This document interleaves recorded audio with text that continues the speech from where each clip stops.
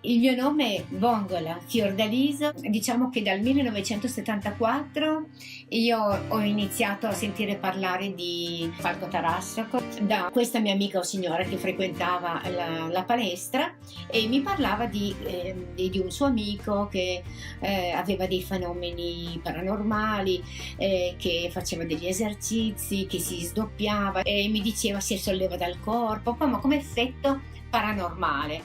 Tant'è vero che io ero un'appassionata, questa signora appunto ci confrontavamo, parlavamo e man mano diceva che faceva delle conferenze in giro per il Piemonte e io ne rimasi molto, voglio dire, incuriosita. Avevo questa passione del mistero, ciò che era, diciamo così, il vero significato delle cose. Non era curiosità, ma proprio passione di conoscere la vita. Ricordo che nelle conferenze che lui teneva in Corso Principe Oddone incominciai a frequentarle. Andai appunto la prima volta in una delle sue conferenze e mi ricordo che entrando in questo salone, che si entrava, c'erano due scalini, io che cosa feci? Mi ricordo solo che non vidi due scalini, talmente ero emozionata, e scivolai direttamente all'interno del salone, per cui seduta, e per cui la prima cosa che mi dissero venirmi incontro: ben arrivata.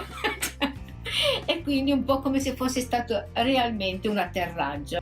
Poi mi decisi di andare a fare la pranoterapia. Suonai per prendere l'appuntamento, entrai diciamo così, nello studio, entrai nello studio dove c'era Falco. Diciamo che ero stupita del fatto che lui non diceva nulla, mi guardava e rideva, e io rimasi un po' così, ma un po' come per dire: ma non mi conosce, voglio dire, continua a ridere, e non mi diceva assolutamente nulla, no? Poi mi spiegò di sedermi, mi sedetti nella poltrona, iniziai a fare l'aspirazione per fare la pranoterapia. Il guaritore rimane alle spalle, mette le mani sul capo della persona e mette questa energia spirituale. E sentivo questa pressione dell'energia, non le mani appoggiate sulla testa, ma sopra, ma questa energia che scendeva e questa presenza davanti.